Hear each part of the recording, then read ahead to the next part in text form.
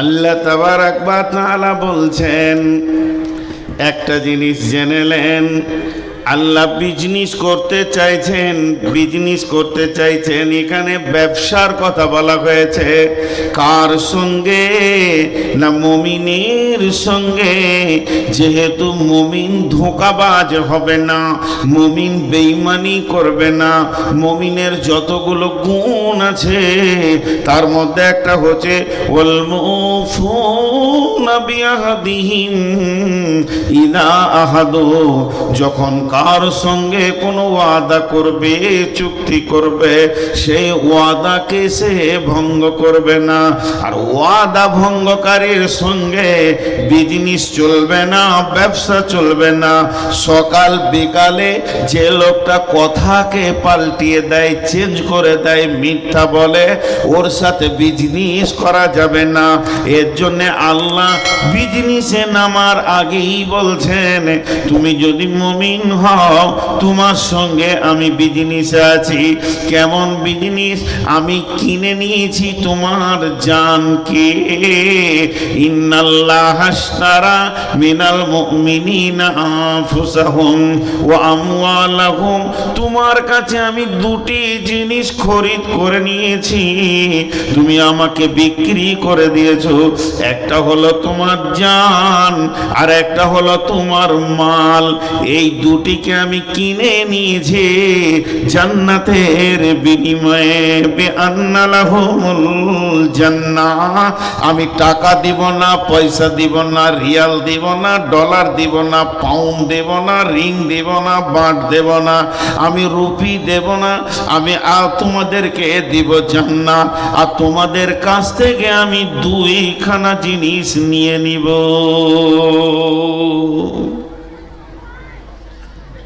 মাল কিন্তু মুমিনের স্বাধীন নয়, জানও কিন্তু মুমিনের স্বাধীন নয়। আজীব ইসলাম! এত সুন্দর পৃথিবীতে আর কোনো ধর্ম আছে কিনা? নাই। আছে কিনা তা নয়, একটাই ধর্ম, সেটা হচ্ছে ইসলাম। তো কিয়ামতের মাঠে দুটি বিচার হবে, দুটি জিনিসের হিসাব নেওয়া হবে। একটা হলো আল্লাহ বলছেন, ইন্না ইলাইনা ইয়াবাহুম সুম্মা ইন্না আলাইনা হিসাবাহুম।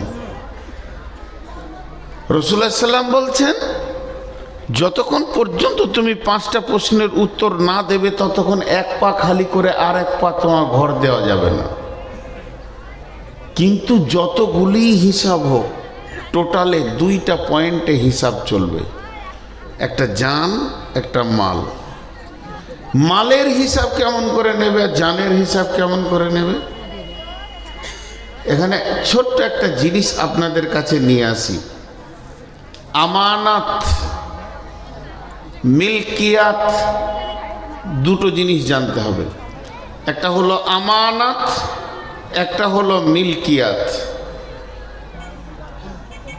তো আমানত আর মিলকিয়াত, এই দুটি জিনিস না জানতে পারলে জান আর মালের বিষয়টা আপনার আমার বুঝে আসবে না। এখানে একটা 500 টাকার নোট আছে। ওই 500 টাকার নোটটা আমি যখন এখান থেকে নেমে যাচ্ছি, সভাপতি সাহেব আমাকে দিলেন আর কানে কি বললেন, ভাই আপনাদের ওখানে আপনার গ্রামের মাদ্রাসায় আমার ছেলেটা পড়ে, এটা ওকে দিলাম, আপনি দিয়ে দেন।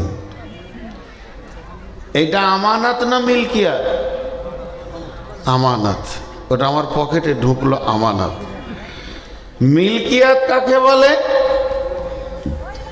আমি নেমে যাচ্ছি, অনেক জায়গায় বাংলাদেশে এটা বেশি ঘটে, কেউ 200 টাকা 500 টাকা নিয়েছে বলে, হুজুর এটা আপনি চা পান খেয়ে, এটা আমার মালিকানা সত্ত্ব আছে।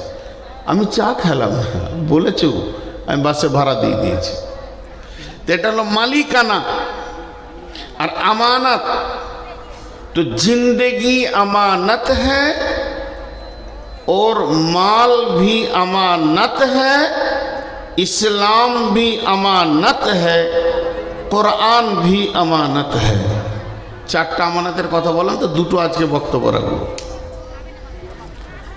কোরআন আমানত, এই যে কোরআন পৃথিবীতে এসেছে এটা আমানত। তার কারণ হচ্ছে আজকে এই আমানতকে বহন করার জন্যই এই মাদ্রাসার ভিত। আমি শিখেছি, আমার ছেলেকে শেখাবো, সে তার ছেলেকে শেখাবে, সে তার ছেলেকে শেখাবে। এই আমানত এই জাতিকে কিয়ামত পর্যন্ত বহন করতে হবে, বন্ধ করে দিলে হবে না।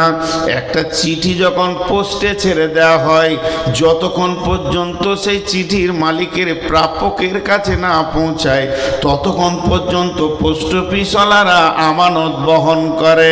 তেমনি কোরআন হলো আমানত, দিন ইসলাম আমানত। আমার কাছে দিনের জ্ঞান আছে, ইসলামের জ্ঞান আছে, হালালের জ্ঞান আছে, হারামের জ্ঞান আছে। অতএব এই জ্ঞানটা যার কাছে নাই তার কাছে আমাকে পৌঁছে দিতে হবে। বাল্লিগো আন্নি ওয়ালাউ আয়া। নবীজি বলছেন যদিও তুমি একটি আয়াত জানো সেটাকে তুমি আরেকজনের কাছে ট্রান্সফার করে দাও। যদি তুমি না দাও আমানতের খিয়ানতি করলে, আমানতের খিয়ানতি করলে যে গুনাহ হবে তোমার সেই গুনাহ হবে।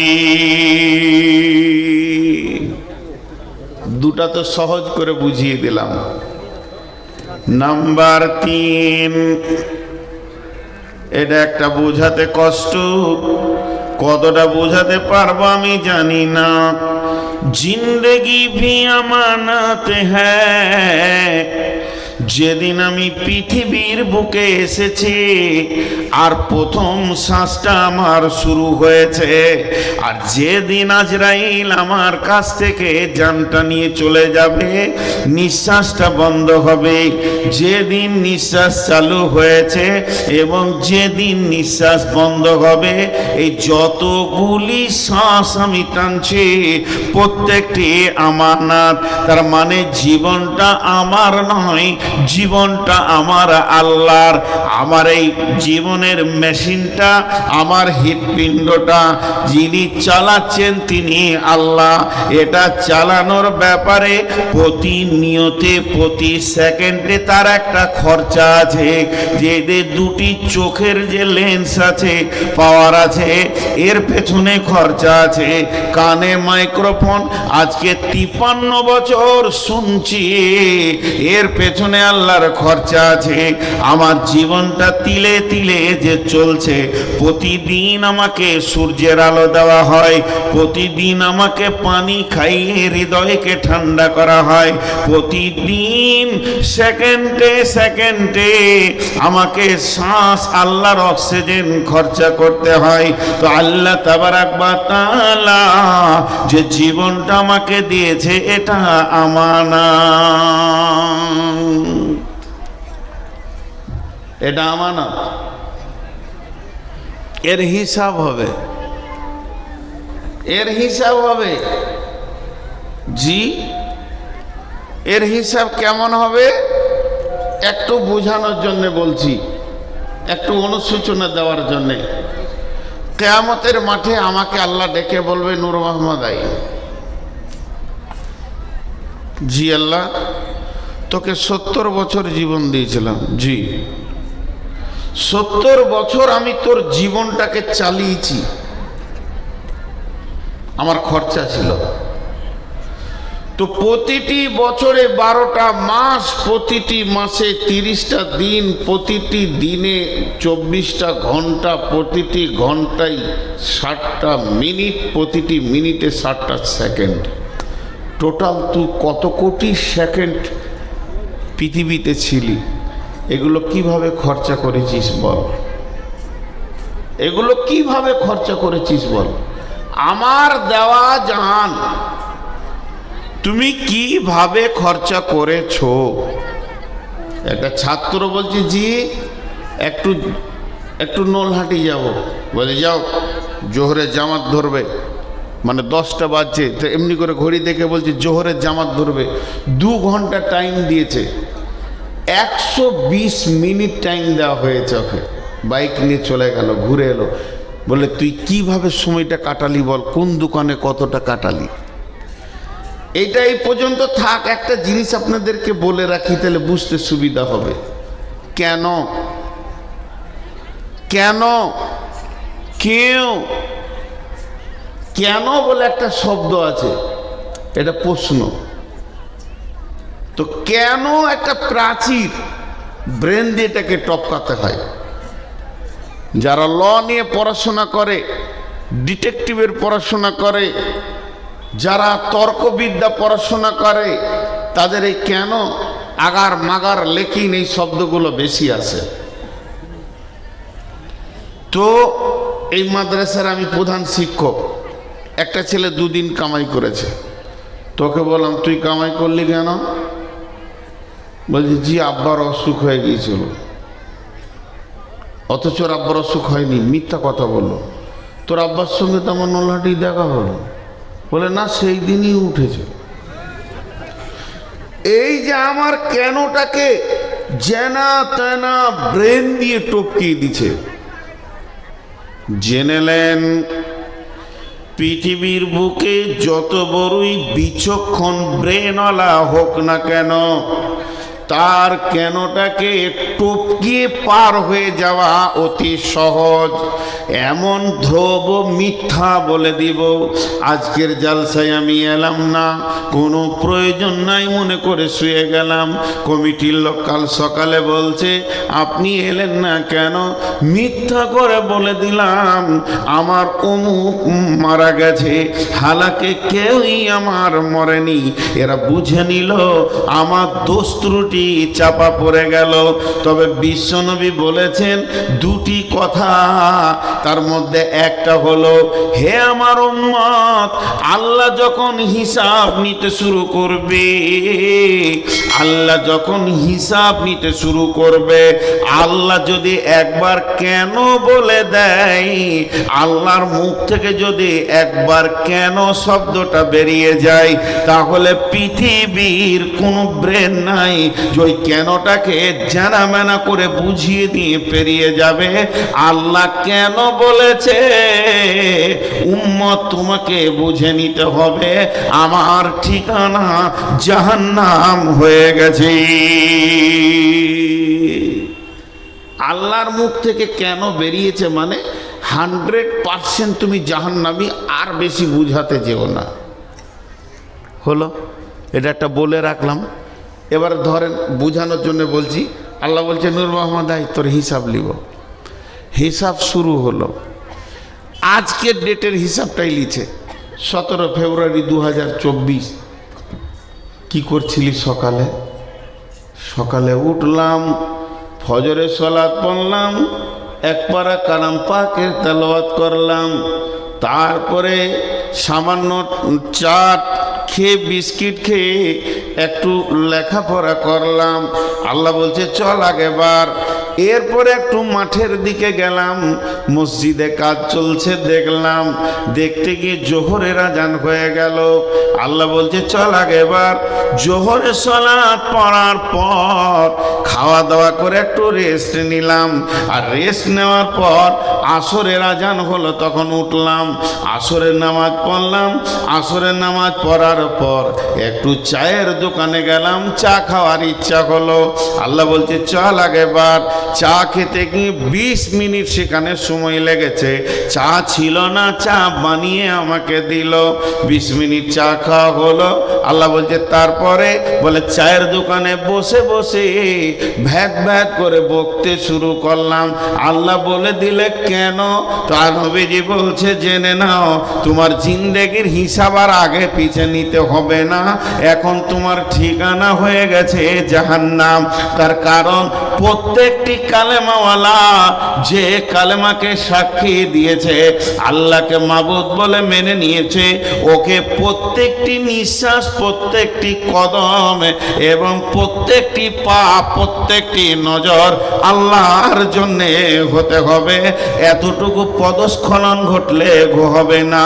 আল্লাহকে আমরা বলে থাকি বিসমিল্লাহির রহমানির রহিম, ইন্না সলাতি ওয়া নুসুকি আমার সালাত, আমার নামাজ, আমার কোরবানি মানে প্রেম প্রীতি ভালোবাসা, এটাও তরজমা নেওয়া যাবে। ও মাহিয়ায়া আমার নাহায়াত, ও মাহিয়ায়া আমার হায়াত, ওয়াল মামাতি এবং আমার মত, ও মাহিয়ায়া লিল্লাহি রাব্বিল আলামিন ওয়া মামাতি লিল্লাহি রাব্বিল আলামিন, ইন্না সলাতি লিল্লাহি রাব্বিল আলামিন ওয়া নুসুকি লিল্লাহি রাব্বিল আলামিন। তার মানে আমার নামাজ আল্লাহর জন্য, আমার প্রেম প্রীতি ভালোবাসা নৈকট্য গ্রহণ করাটাও আল্লাহর জন্য, এবং আমি যে বেঁচে আছি আমি আল্লাহর জন্যই বেঁচে আছি। পৃথিবী অন্য কারোর জন্য আমি বেঁচে নাই, আমার জান শুধু আল্লাহর জন্য এই দুনিয়াতে রয়েছে। ও মামাতি যেদিন আমি মরব আমার লাশটার দিকে মানুষ তাকাবে আর বলবে এই লোকটি মরেছে তো আল্লাহর জন্য মরেছে।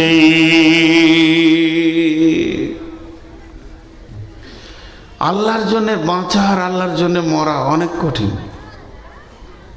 জি, চারটাই ফিউজ হয়ে যাবে এখনই, একটা টিউব পাম্প থাকবে না।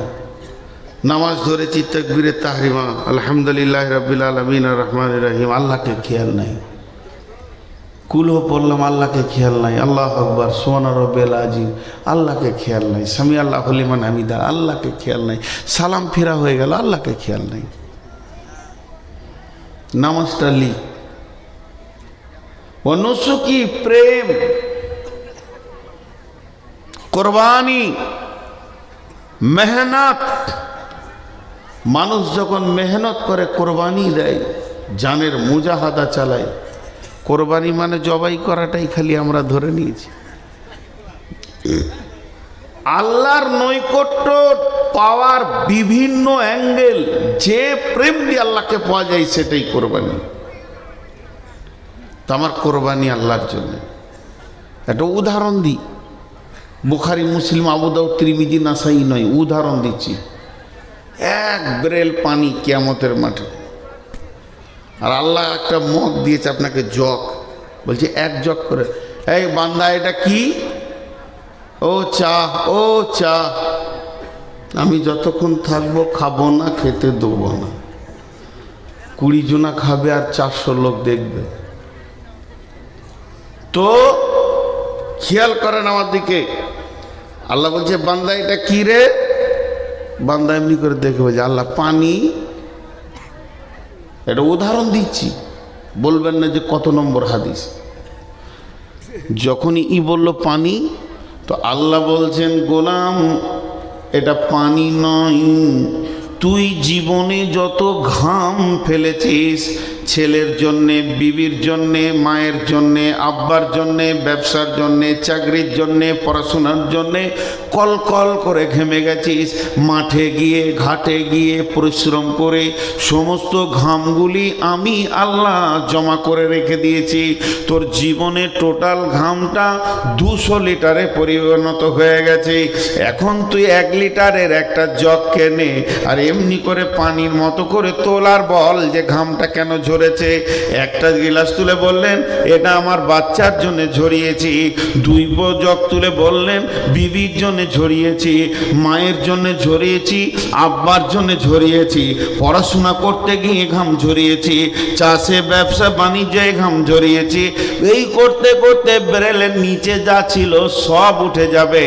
1 জগ তুলে যদি তুই বলতে পারিস আমার এই ঘামটা আল্লাহর জন্য কলকল করে বেয়ে গেছে, মানুষের দরজায় দরজায় ঘুরেছি, আল্লাহর দ্বীনের জন্য ঘুরেছি, মাদ্রাসার জন্য ঘুরেছি, মসজিদের জন্য ঘুরেছি।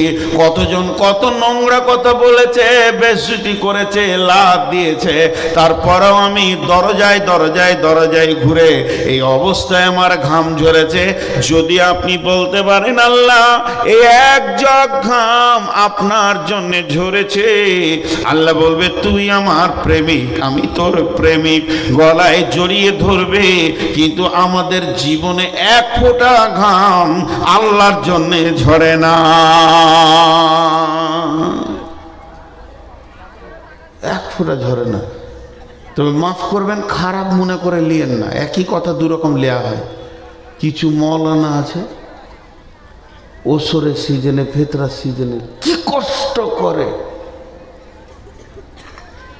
কি কষ্ট করে। আমি 6 বছর কালেকশন করেছি মাদ্রাসা, ইসলামপুরের কালেকশন করেছি। দুঃখগুলো বলার নেই। কাটোয়ার এলাকায় একটা গায়ের নাম বলবো না, ইউটিউবের যুগ, কালেকশন করতে গেছি, তা আমাকে বলেছে কাজ করতে 10 টাকা দিব।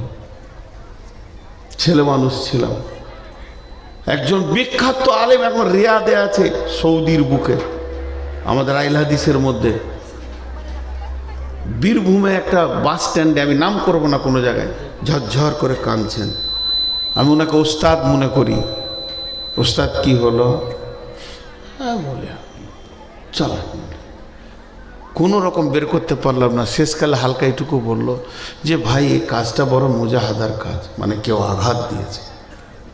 আর একটা সত্য ঘটনা শুনেন, আল্লাহ ছাড়ে না। আল্লাহ ছাড় দেয়, ছেড়ে দেয় না। কিছুদিনের ছাড় দেয়, ছেড়ে দেয় না। এই হানাফিদের ভিতরে একটা মুফতি সাহেব কালেকশন করতে গিয়েছো, কালনা, গায়ের নাম বলবো না, এরকম পেট উঁচু হয়ে আছে, যে ধানের মালিক, মোচ দাড়ি নাই, নামাজ নাই, 50-60টা লোক কাজ করছে। খালি মুফতি সাহেব এতটুকু বলেছেন মাদ্রাসার ছাদের কাজ চলছে, একটু ধরে দেন। হ্যাঁ, খ্যাঁচ খ্যাঁচ খ্যাঁচ খ্যাঁচ করে বেজ্জুতি, একদম নোংরা নোংরা খিস্তি করে গালি দিল। উনি ঝরঝর করে কাঁদতে কাঁদতে বেরিয়ে গেলেন। এরা বলবে আল্লাহ তোমার জন্যে ঘাম ঝরিয়েছি। উনি বেরিয়ে গেলেন, আর আল্লাহর কেমন সাজা দেখেন। ছেলেটাকে বলছে গাইটা নিয়ে, গায়ে গায়ে দুধ দোয়াবে, গায়ে দুধ গালবে, দুধ দোয়াবে, বের করবে। এমনি করে হাঁড়িটা নিয়ে বসেছে। আল্লাহ গাইটাকে বলছে মার, চোপাতে মার। জীবনে মারে নাও গায়ে, এমন এখানে মেরেছে, এই হার এখানে পৌঁছে গেছে। ৭৫,০০০ টাকা খালি অপারেশন খরচা, পিজিতে ২৭ দিন এরকম বাঁধা ছিল। ফিরে এসে মুফতি সাহেবের পায়ে ধরেছিল। অন্যায় কথা বলেছিলাম, তার জন্য আল্লাহ সঙ্গে সঙ্গে দিয়েছে। ভাইরা আমার, তাহলে জিন্দেগি আমানত, এটা আল্লাহ কিনে নিয়েছেন। এবার এটা আল্লাহর রাস্তায় ব্যয় করতে হবে। আল্লাহ তাবারাক ওয়া তাআলা বলছেন, ও রাসূলুল্লাহ সাল্লাল্লাহু আলাইহি ওয়াসাল্লাম বলছেন, সাবাতুনি দিল্লাহুমুল্লাহু ফি দিল্লিহি ইয়াউমুল লা দিল্লা ইল্লা দিল্লুহু, ইমামুন আদিলুন, সাবুন নাশাআ ফি ইবাদাতিল্লাহ। ওই যুবক যে যৌবনকালটা আল্লাহর জন্য ক্ষয় করে দিয়েছে, ওই যুবতী যে যৌবনকালটা আল্লাহর জন্য ব্যয় করেছে। আমার নবী বলছেন, উম্মতের রে, তোমার রিজার্ভেশন হয়ে গেছে, বুকিং হয়ে গেছে। কঠিন কিয়ামতের দিনে তোমাকে আর রোদে দাঁড়িয়ে নাফসি নাফসি করতে হবে না। তুমি আল্লাহর রহমতের ছায়াতে একটা সিট পেয়ে গেছো, তোমার বুকিং হয়ে গেছে।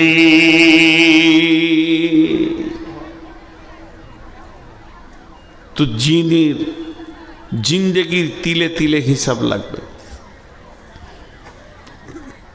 এখানে যতগুলি লোক আছেন যারা সংসারের গাইড হিসেবে, ম্যানেজার হিসেবে চলছেন, ওকে জিজ্ঞেস করেন আপনার সংসারে খরচ কত?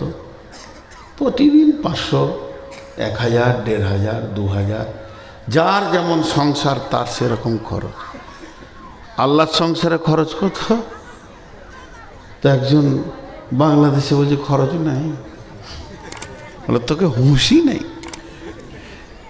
এই প্রতিদিন একটা মানুষ যতটা শ্বাসকে পোড়ায়, বাংলাদেশের মানিতে যদি ওকে এই অক্সিজেনটা কিনতে হতো, এত ভালো অক্সিজেন তো পাবে না, 50,000 টাকা লাগতো। ঘরে যদি 10টা লোক থাকে তো প্রতিদিন 5 লাখ টাকা আল্লাহ মিটেছে। যে সূর্যে আলোটা জ্বলছে, সকালে উঠবে, সন্ধ্যায় ডুববে, এই সূর্যের আলোটা কত খরচ? পেট্রোলে চলে, ডিজেলে চলে, কাঠ দিয়ে জ্বলে। একবার নিজের ব্রেনকে জিজ্ঞেস করিনি, একটা ঘরের প্রদীপ জ্বালাইতে গেলে 1 ঘন্টার পর তেল শেষ, আর 1 ঘন্টা একটা বাতি জ্বালাইলে আপনার মিটার টঁটা টঁটা করে ঘুরছে। আর এত বড় বিশাল হ্যালোজিন দিয়েছে, বিশ্ব একসঙ্গে, স্কুল কলেজ ভার্সিটি ইট ভাটা, তারপর আর কিছু সব রেল টেল সব চলছে। কত খরচ জি, কত খরচ? সূর্যের আগুনের লতিটা 1.5 কিলোমিটার, 150 কিলোমিটার, 150 কিলোমিটার। 3খানা পরমাণু, 1 2 3, আমি 300 বলিনি, 30 বলিনি, সজ্ঞানে বলছি 3টে পরমাণু পৃথিবীতে একসঙ্গে বাষ্ট করে দিলে পৃথিবীটা গলে যাবে, ডাব হয়ে যাবে। বিজ্ঞানীরা বলছে পুড়ে শেষ হয়ে যাবে, কেউ বেঁচে থাকবে না। একটা পরমাণুর খরচা কত? একটা পরমাণুর খরচা কত? 450 টাকা। এই জন্য মাথা লড়াইছে। খুশি কত? 450 টাকা একটা পরমাণু। ভারতবর্ষের লোক 30 বছর বসে খাবে, কোনো ইনকাম করতে হবে না, 30 বছর। এবার বলেন কত খরচ? এই ভারতবর্ষের লোক 125, 30, 40 কোটি যায় আছে। এই লোকগুলি 30 বছর কোনো কাজ করবে না, বসে বসে খাবে। যে খরচাটা হবে ওতে একটা পরমাণু তৈরি হয়ে যাবে। এবার বিজ্ঞানীরা বলছেন আমরা সূর্যের কাছে যেতে পারছি না, আমার রব সূর্যটাকে জ্বালাচ্ছে পরমাণুকে বাষ্ট করে করে। আমরা যতটুকু ক্যামেরাতে পেয়েছি প্রতি মিনিটে নয়, প্রতি সেকেন্ডে ওই সূর্যের মুখে 1.5 লক্ষ পরমাণু বাষ্ট হচ্ছে, তবেই এই আলোটা জ্বলছে। যদি সেকেন্ডে 1.5 লক্ষ হয়, মিনিটে কত হবে? মিনিটে যত হবে ঘন্টায় কত হবে? আমরা 12 ঘন্টা আলো পেয়েছি, 12 ঘন্টা অন্য দেশ পাচ্ছে, 24টা ঘন্টা আল্লাহ এটা তার সংসারে তার মেহমানদের জন্য খরচা করছে। তারপরে আল্লাহ বলছে তোর জানটা আমার, তোর নয়। তোকে আমি এতগুলো উপকরণ দিয়ে দিয়ে বাঁচিয়ে রেখেছি। হে মুসলমান, একবার ভেবে দেখ তোকে আমি কেমন করে তৈরি করেছি।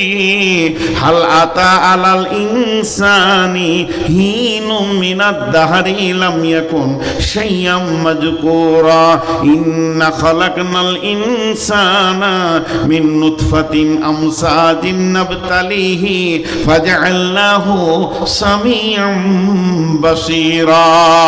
আল্লাহ তাবারাক ওয়া তাআলা বলছেন, হে নূর মুহাম্মদ, তোর বয়স 53, 54 বছর আগে কি ছিলি?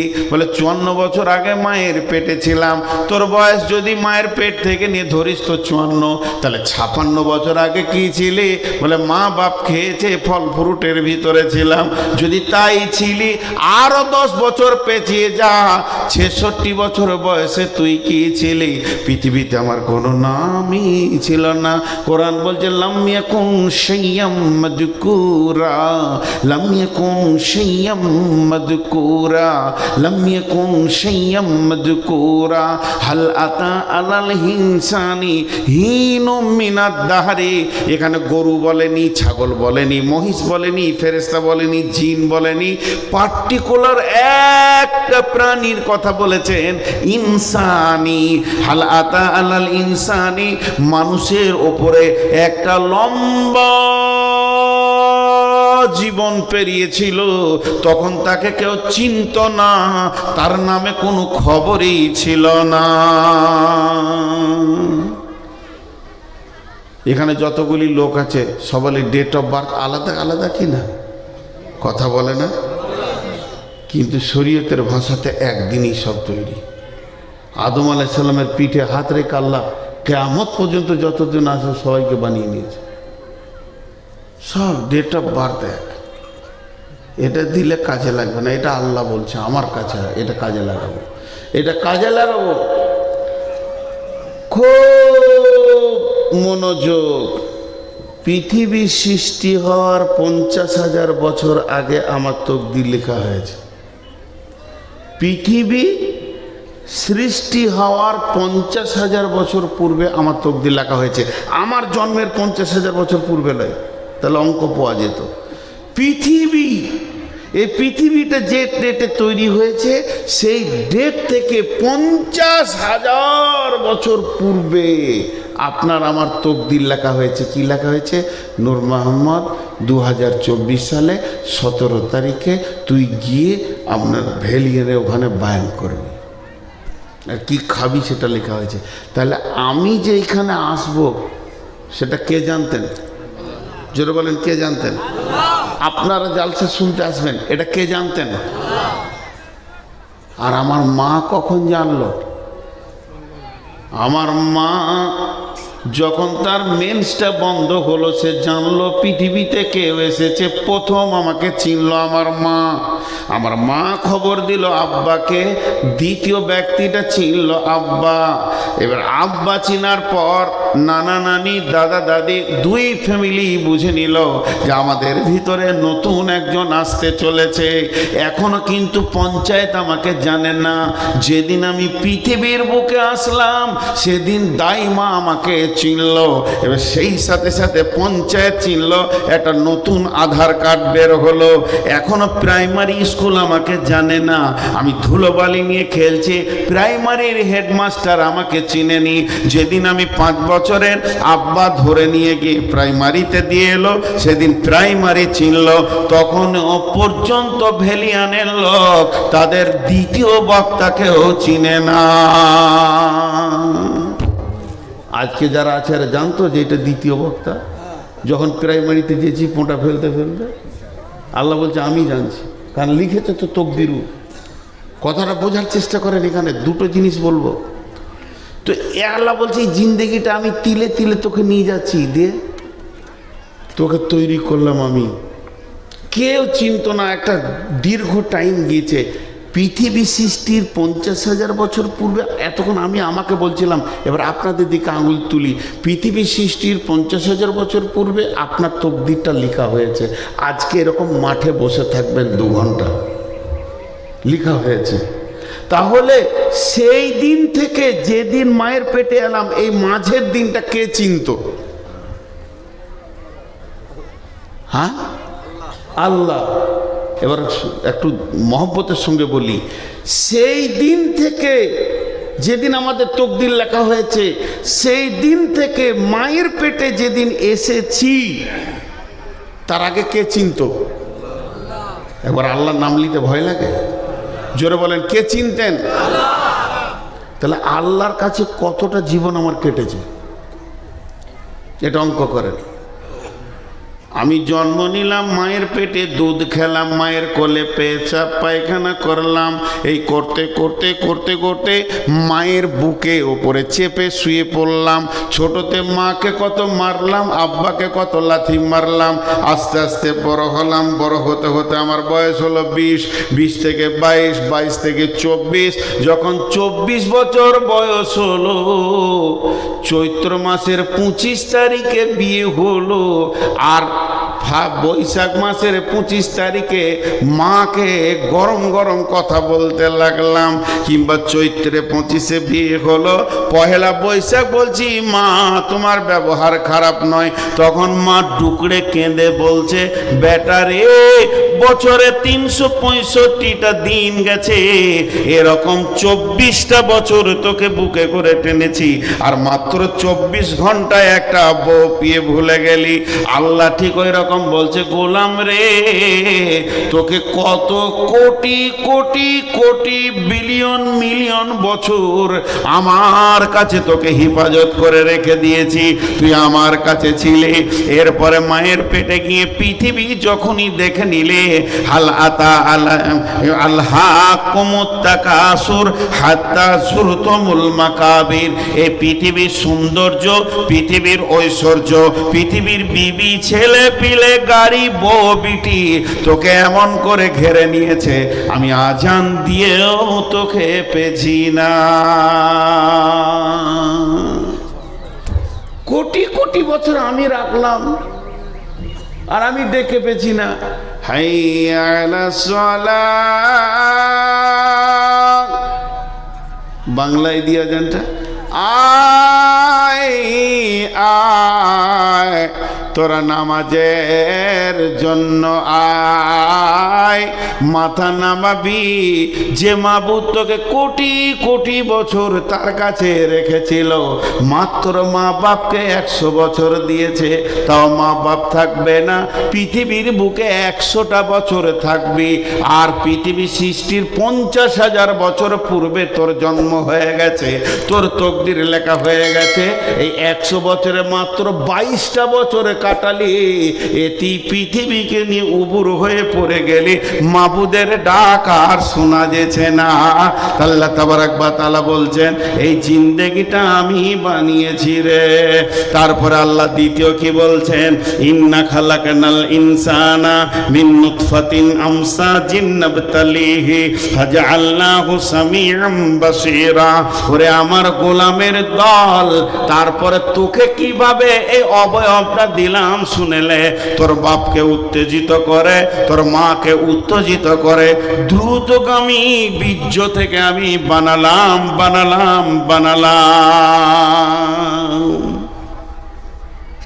বিজ্ঞানীরা বলছে, খুব ভালো করে এখানটা মনোযোগ দেন। একটা পুরুষ একবার স্খলন দিলে কতগুলো পোকা বের হয়? 40 থেকে 60 কোটি, একটা দুটা লয়। খুব যদি মজবুত ইয়ং একদম উত্তাল যৌবন হয়তো 60 কোটি পোকা স্খলন করে। আর বয়স্ক দুর্বল হয়ে গেল 40 কোটি পোকাকে স্খলন দেয়। কতগুলো দেয় বললাম? 40 থেকে 60, মেজারমেন্ট করে নিয়ে চলে আসেন 50 কোটি। আল্লাহ বলছেন ইন্না খালাকনাল ইনসানা মিন নুতফাতিন আমসাজিন নাবতালিহি ফাজআলনাহু সামিআম বাসীরা। একবার তুই ভেবে দেখ, তোকে আমি দ্রুতগামী নুতফা থেকে বানিয়েছি এবং তার থেকে তোকে শ্রবণ শক্তি, দৃষ্টি শক্তি আমি দিয়েছি, ধাবন শক্তি দিয়েছি। শুধু তাই নয়, এই জায়গাতে কাগজ কলম নিয়ে তুই বসে যা। যদি একই মিলনে বাচ্চা হয় তা তো হয় না, 2-10 মাস চলতে থাকে, কিন্তু আমি মেনে নিলাম এক মিলনেই বাচ্চাটা হয়ে গেল। তাই যদি হয় যে রাত্রিতে আমি এসেছি আমার আব্বার কাছ থেকে মায়ের কাছে, আমার সঙ্গে কতগুলো পোকা এসেছিল, যদি 50 কোটি মেজারমেন্টে ধরেলেন, তাহলে 49,99,99,999টা এসেছিল। কই তারা? তাদের আধার কার্ড নাই, ভোটার কার্ড নাই, তারা কোথা গেল? আল্লাহ বলছে একবার খেয়াল কর, এই 50 কোটির ভিতর থেকে আমি আল্লাহ তোকে বেছে নিলাম, আর তোর সাথে যত ভাই বোন এসেছিল ড্রেনের পানিতে চলে গেল, পচে গেল, মরে গেল, পোকাগুলো শেষ হয়ে গেল। তাদের জানাজা হলো না, তাদের ফারাজ হলো না, তাদেরকে দেখা হলো না, তাদের আধার কার্ড হলো না, মা বাপ তাদের জন্য কাঁদলো না। কিন্তু তোকে আমি এত সুন্দর করে বানালাম, এরপরও কিন্তু আমার শুকরিয়া করবি না। তোর জিন্দেগিটা একবার ভেবে দেখ। এখানে 2000 লোক বসে আছে, এখানে 2000 লোক বসে আছে। এমন সময় আমার ভাইয়া উঠে গিয়ে এর মাঝে একজনকে ডেকে নিয়েছে, গায়ে হাত বুলিয়ে বলছে চলেন ভাই দুটি খেয়ে এলেন। ওকে কি ভাবতে হয় না যে আমাকে এতগুলো লোকের মাঝে এতটা সম্মান দিল, তাহলে আমাকে কতটা সম্মান দিয়েছে?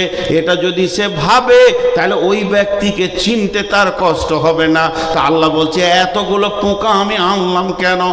একটা পোকা এনেই তোকে আমি বানাতে পারতাম। তার মানে আমি চাইছি তোর বিবেকের চেতনা হয়ে যাক যে 50 কোটির ভিতর থেকে তোকে আমি ইজ্জতের জায়গায় বসিয়েছি, তোকে শ্রবণ শক্তি, দৃষ্টি শক্তি দিয়ে, পূর্ণাঙ্গ অবয়ব দিয়ে পৃথিবীতে এনেছি। অতএব এই জানের হিসাব আমি আল্লাহ একদিন নিব। আমার খরচা আছে। জি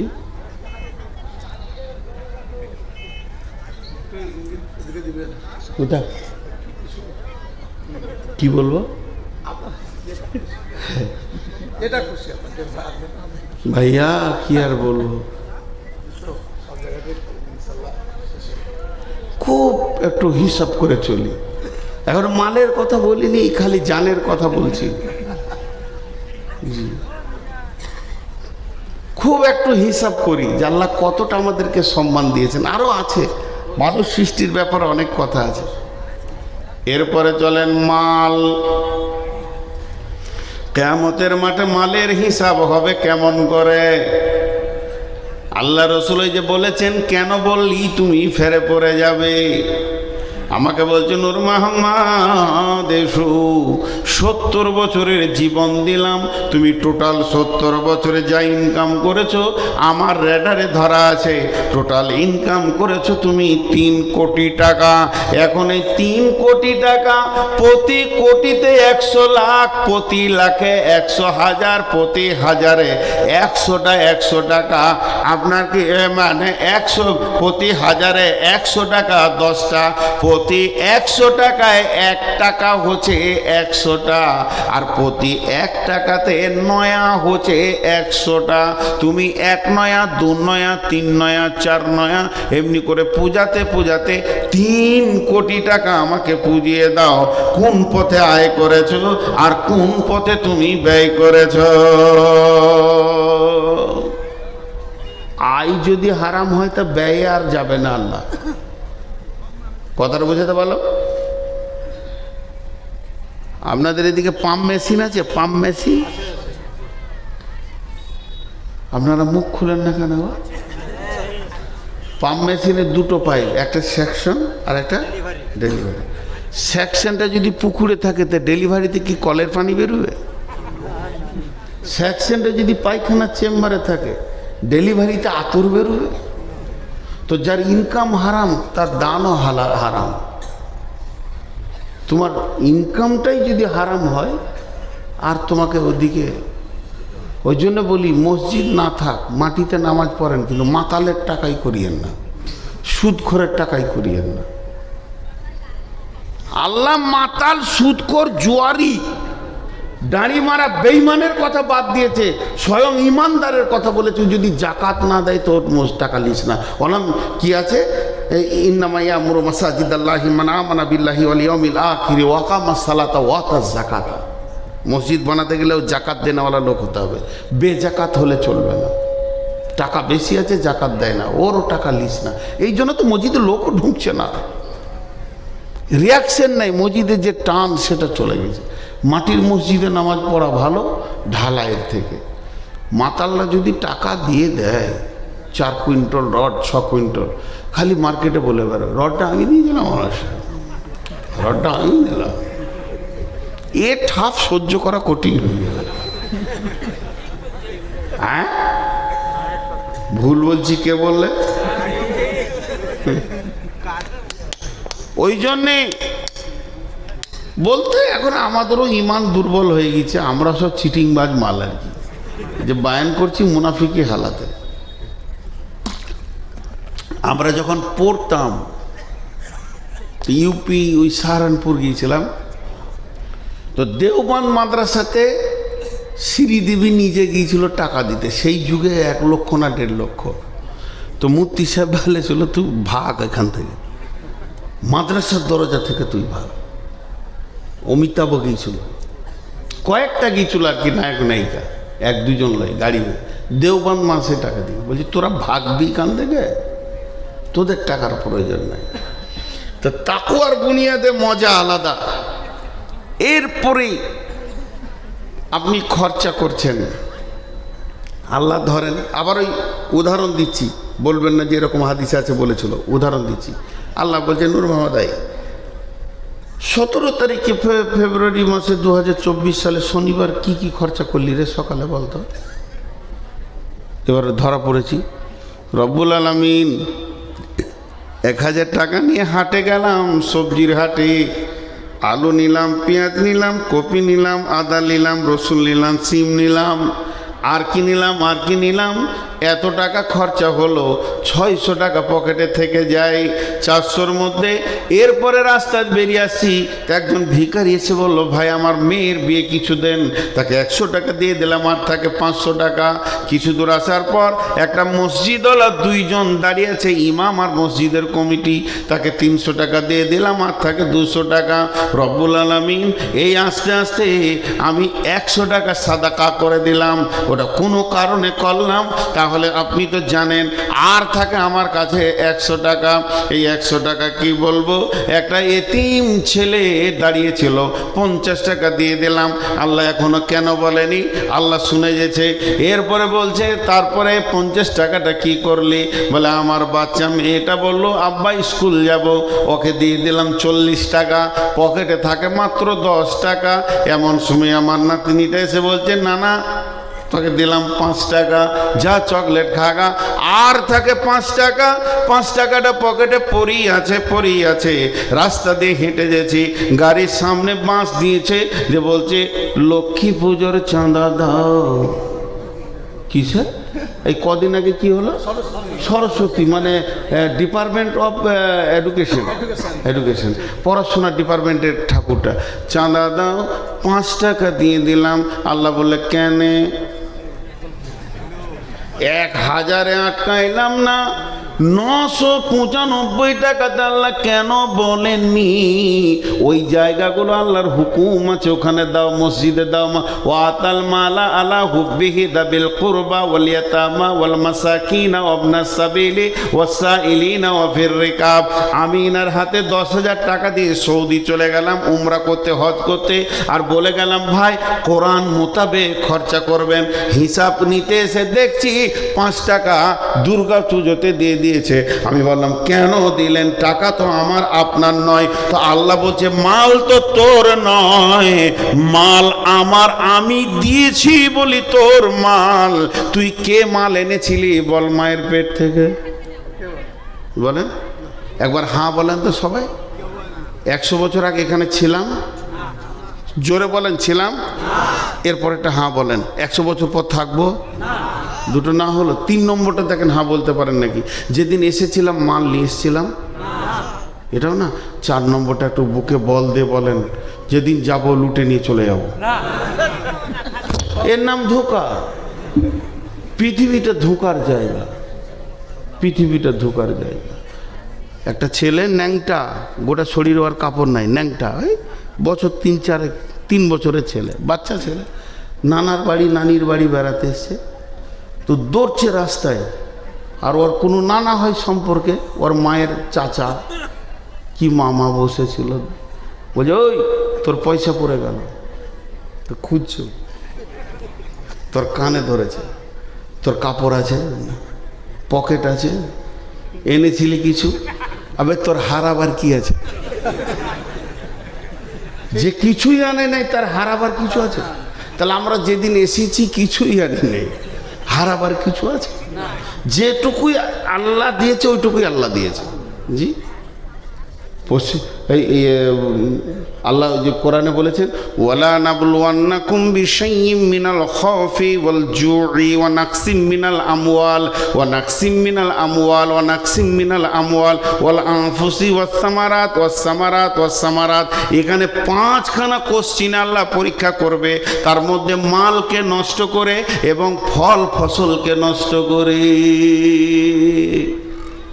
আমি 40 কোটি টাকার মালিক, যে 13 কোটি টাকার গোডাউনে আগুন লেগে পুড়ে গেছে, কাঁদছি। আল্লাহ বলছে ওটাই তো আমি দিয়েছি, বাকি যে কটা আছে এ কটাও তো আমার, কাঁদছিস কেন? দিয়েছি 40, নিয়েছি 13, ভাগে তো তোরই বেশি রয়েছে, এখনো 27 কোটি টাকা তোরই তো রয়েছে। আচ্ছা এগুলো বেইমানি নয়? হ্যাঁ, সবটাই তো আল্লাহর। একটা গল্প শোনাই আপনাদেরকে, জ্ঞান বাড়বে। এক বাদশা কোনো কাজ করতে গিয়ে এরকম মেরেছে, চোটে আঙুলটা কেটে পড়ে গেছে। তো বাদশার আঙুল কেটে গেছে, পূজারা সব কেঁদে দেশ ভাসিয়ে দিল। আর বাদশার সামনে এসে বলছে, হুজুর ওই আঙুলটা থেকে যদি আমার কলিজাটা কেটে যেত তো ভালো। এগুলো পাম দিচ্ছে, দরদ লাই। মন্ত্রী ছিল না দেশে, বিদেশে গিয়েছিল কোনো বাণিজ্যে। মন্ত্রী ফিরে এসে ওর বিবির কাছে শুনেছে বাদশার আঙুল কেটে গেছে। সকালে উঠে গিয়ে বলছে, মন ভারী করে বসে আছে বাদশা, যে সবাই তো ইন্নালিল্লাহ বললো আর চোখের পানি ফেললো, এখন মন্ত্রী কি বলে দেখি। মন্ত্রী এসে বলছে, ওস্তাদ হাতটা দেখি স্যার। মন্ত্রী বলছে আলহামদুলিল্লাহ। কলজেটা কত জ্বলে, কলজে জ্বলা কোথাও বাকি থাকবে? আলহামদুলিল্লাহ। সঙ্গে সঙ্গে বলছে, প্রহরী জেলখানার দরজাটা খুলো, বেঈমানকে ভরে দাও।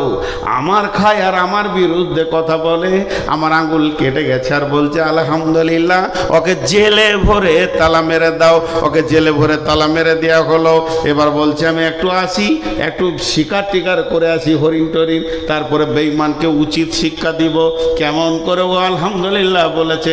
হরিণ শিকার করতে গিয়ে জঙ্গলের ভিতরে রাস্তা ভুলে নাগাল্যান্ডে চলে গেছে। নাগাল্যান্ড বুঝেন তো, মানুষে মানুষ খায় ভারতবর্ষে।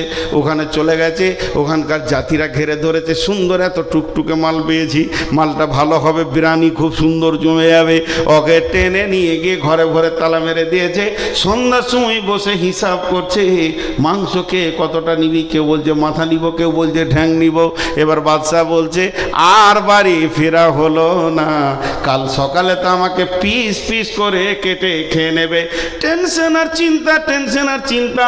সকাল হলো, তাকে তালাক থেকে বের করে পেছন দিকে হাত বেঁধে ঠাকুর থানে নিয়ে যাওয়া হচ্ছে। রাবণের পূজা করে ওরা। এবার ওকে কাটবে, কেটে পিস বানাবে। বাদশার জান মুখ সব শুকিয়ে গেছে। যখন পেছন দিকে হাতটা বাঁধতে গেছে, দেখছে একটা আঙুল কাটা। তখন এবার বলছে পুরোহিতকে ডাক, আজ কি বার রে? শনিবার। আঙুল যে কাটা রে। পুরোহিত হাত চালাইছে, খবরদার মারিস না, বংশ ধ্বংস হয়ে যাবে। যেখান থেকে এনেছিস ওইখানে দিয়ে আসগা। বাদশাকে দিয়ে চলে গেল। যেই বাদশাকে দিয়ে চলে গেল, বাদশা সকালে দৌড়ে এসে ঘোড়া থেকে নেমে বলছে তাড়াতাড়ি জেলখানার গেটটা খুলে দে। ওরে ওই আঙুল কাটা ছিল বলি জানে বেঁচেছি রে ভাই, তুই বলেছিস আলহামদুলিল্লাহ। তোরটাই ঠিক আছে রে, তুই বলেছিস আলহামদুলিল্লাহ। এতক্ষণে কাটা আঙুলের লাভটা বুঝলাম, নাহলে তো এতক্ষণ বিরিয়ানি দিয়ে শেষ হয়ে যেতাম রে। ওরা যে সব মাল মশলা কিনে ফেলেছিল, শুধু আমাকেই পিস করতে বাকি ছিল। মন্ত্রী বলছে যে এটা কত বড় কথা। মন্ত্রীকে জিজ্ঞেস করছে আলহামদুলিল্লাহ কেন বললি এটা বলতো। বলে আরে হে আমার বাদশাহ, স্যার আপনি ভেবে দেখেন আপনার বডিতে আল্লাহ 20খানা আঙ্গুল দিয়েছে। কয়টা টোটাল আছে? 20টা। নিয়েছেন আল্লাহ একটা, দিয়েছেন আল্লাহ আপনাকে 19টা। তা আমি হিসাব করে দেখলাম আল্লাহ আপনাকে বেশি দিয়েছেন কম নিয়েছেন, এর জন্যে বললাম আলহামদুলিল্লাহ। জি। তখন এবার মন্ত্রীকে কানে জড়িয়ে ধরে কানে কানে বলছে তোকে জেলে ভরে দিয়েছিলাম, মাফ করিস। তোকে জেলে ভরে দিয়েছিলাম, মাফ করিস। মন্ত্রী বলছে মাফ কেন করব, জেলে ছিলাম আলহামদুলিল্লাহ। যদি আপনার সাথে যেতাম আমার তো আঙ্গুল কাটা নাই, আমার তো আর ফিরা হতো না। তাই জেলটা আমার জন্য আলহামদুলিল্লাহ। জি ভাই। আল্লাহ তাবারক ওয়া তাআলা বলছেন তোদের মালের হিসাব আমি নিব, একটা টাকা আমার টাকা বেঈমানি করবি না। আর আল্লাহ তাবারক ওয়া তাআলা রাসূল বলছেন, এটা তো একদিকে গেল, আর একদিকে একটা নিয়ে আসেন। বিসমিল্লাহির রহমানির রহিম, মান কাতা মিরাসা ওয়ারিসিহি কাতা আল্লাহু মিরাসাহু ইয়াউমাল কিয়ামাতি ফিল জান্নাহ। বিশ্বনবী বলছেন কেউ যদি মালের বেঈমানি করে, ছোট ছেলেকে লিখে দেয়, বেটাদেরকে লিখে দেয়, মেয়েকে ফাঁকি দেয়, বড় ছেলেকে ফাঁকি দেয়, এই যে মালের ওয়ারিসকে গোলমাল করে, আল্লাহ তার জান্নাতকে কেটে ও খেয়ে দিয়ে দেবে। আমি 40 বিঘে জমির মালিক, 50 বিঘে জমির মালিক, 200 বিঘে জমির মালিক, আসলে জমি আমার নয়, জমির মালিক আল্লাহ। আর আমার ওরসে আমার বিবির পেটে কটা হবে আর সেই জমির ভাগ কে কে নেবে এটা আল্লাহ করে দিয়েছে। অতএব আল্লাহর কলমের বাইরে আমাদের কলম চালানো যাবে না।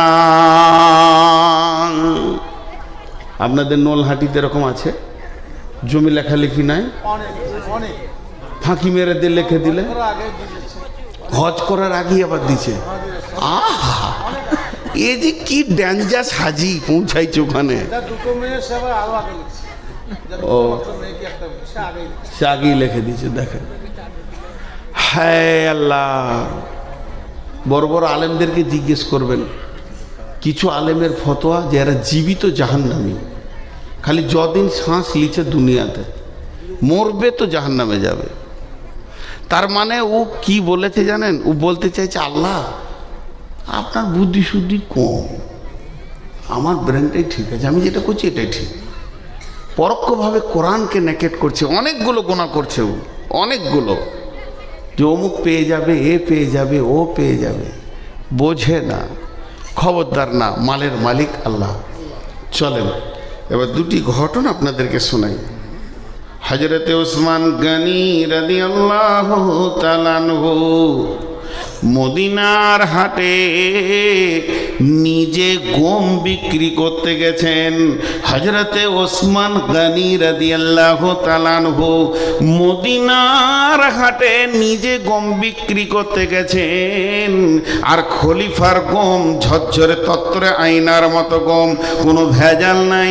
আমিরুল মুমিনিন খলিফাতুল মুসলিমিন হযরতে ওসমান গনি নিজে দাঁড়িয়ে আছেন। এবার পাইকাররা আসে, বলে কি দাম? পাইকাররা আসে বলে, বলেন হুজুর কত লাগবে, কি দাম লাগবে?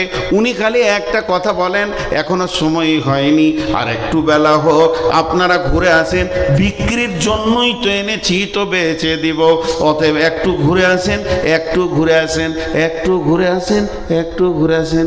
বেলা উঠে গেছে, এমন সময় হাটে একটা দল ঢুকছে। বহু দূর থেকে তারা মরুভূমিতে হেঁটে এসেছে, ক্লান্ত শ্রান্ত হয়ে। তাদের চেহারাগুলো কেমন, গালগুলো ঢুকে গেছে, চোখ ঢুকে গেছে, মাথায় কখন চিরুনি করা তো দূরের কথা, কোন যুগে তেল নিয়েছে তারা জানে না। হাড়গুলো পিঠে লেগে গেছে, পেটটা ভিতরে লেগে গেছে, তাদের হাড়গুলো গোনা যাচ্ছে। তার মানে না খাওয়া একদম এই রকম অবস্থার মানুষ। তাদের মধ্যে নারী আছে, পুরুষ আছে, শুধুমাত্র ইজ্জত ঢাকা, ছোট্ট মতো একটা হাতে গামছা, আর তো কিছু নাই। শিশু আছে, বৃদ্ধ আছে, নারী আছে, পুরুষ আছে, যুবক আছে, লাইন দিয়ে ওই হাটে ঢুকছে। হযরত ওসমান বললেন, দাঁড়াও, তোমার গামছাটা কত? লাও, তুমি একটা লাও, দেখি তোমারটা দেখি, তোমরা কজন? বলে দুজন। লাও, তোমরা দুইজন লাও, এইভাবে লাও, আর একটা বস্তা আনো, লাও লাও।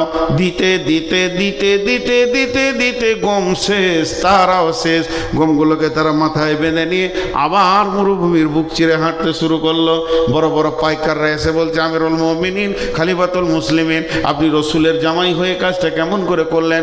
ওদের তো পেটে ভাত জুটে না, কত দাম আপনাকে দিয়েছে, যে দামের বিনিময়ে আপনি ওটাকে বিক্রি করলেন, আমরা তো এত দাম দিতে চাইলাম, আমাদেরকে কেন দিলেন না? হযরত ওসমান বললেন, বন্ধু রে, আজকের গমটা আমি আল্লাহর জান্নাতের বিনিময়ে বেচে দিয়েছি।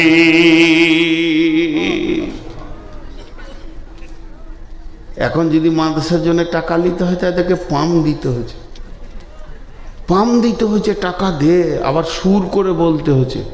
সুর করে না বললে তো খালারা 1 টাকা দিবে না, ওর কলজে ঠান্ডা করার মতো বলতে হচ্ছে। আর আমাদের এই কি আউয়াল ভাই দুদিকে ঠু উড়ে গেছে, এমনি মোটা মানুষ, ঘেমে কল কল করে।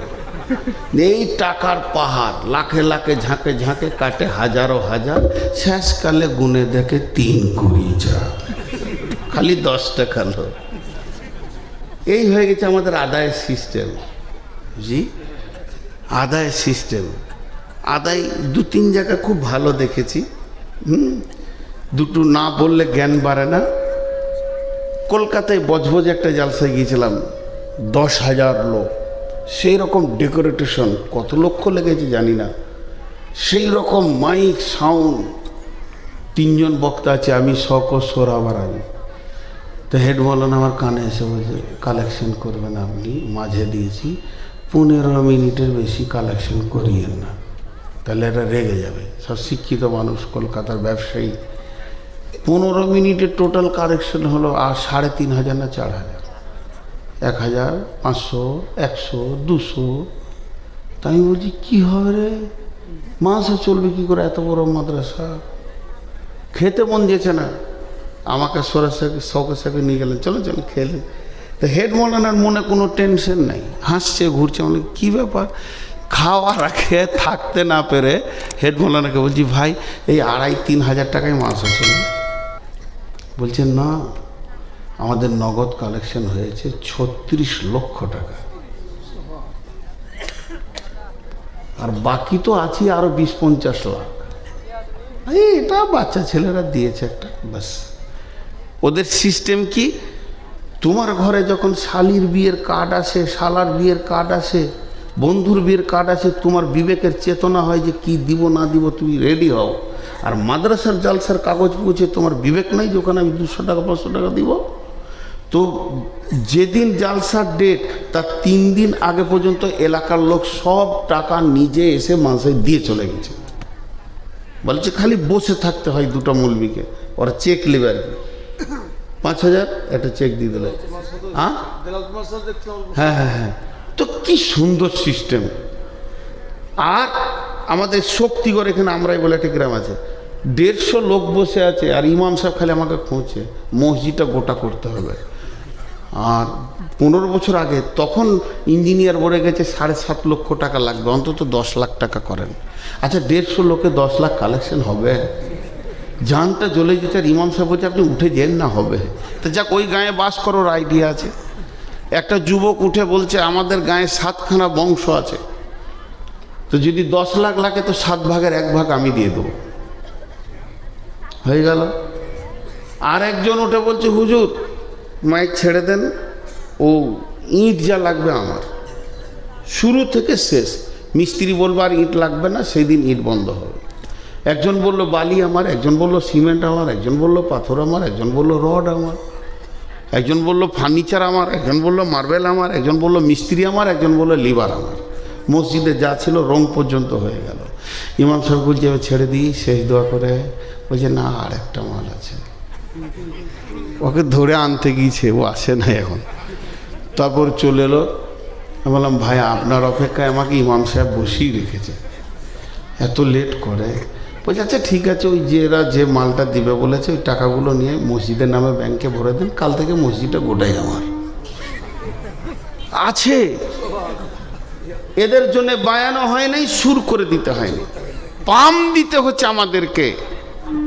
হ্যাঁ, কিন্তু বিয়ে দেওয়ার পর শ্বশুর বাড়ি কবে যেতে হবে এটা বলতে হচ্ছে না, মেরে দিচ্ছে তো ঠিক টাইমে টিপ মারছে। কিন্তু এখানে যে ওকে টাকা দিতে হবে, ওকে গুঁতিয়ে বলতে হচ্ছে। 4টা বক্তা লাগছে। জি।